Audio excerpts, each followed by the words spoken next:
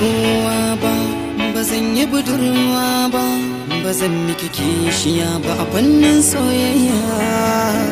A tara bukatuna, a tattara komai na, a bar ni da ke ni na fi so mi tarayya.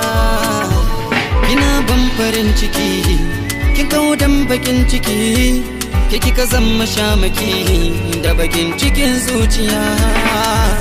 Ke ce gimbiya, ke na kira da zinariya, ke ce habibiya a gonakin fiyar indiya. Sanyi idaniya, sanyin cikin zuciya, are nake kauna. Ki so garin mu tattauna.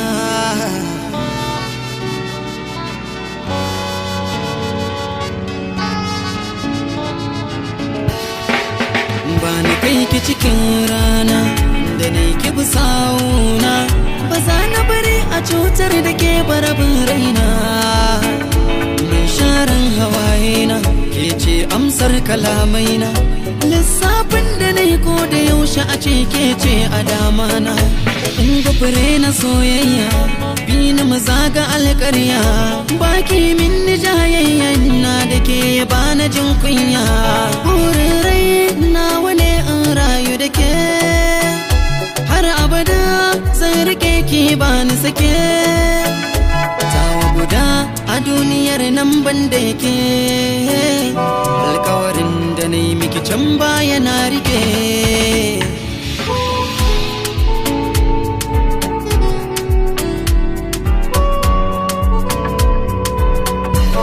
Baiwar Allah a bar tausayi, komai akan kini zanayi, in kin hane ni ko ba ni daɗi wuya dukan yanayi. Zan so ki shaida ni na kine, komai na mallaka na kine, komai nake a domin kine, ko za a ganni na yi tsokune.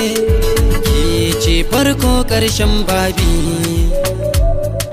na bar kowa ke ɗaya zambi. Dan baki da laifi baki da aibi, a cikin rai ke daidai wa gurbi. Ni daga ke a so na rufe kofa.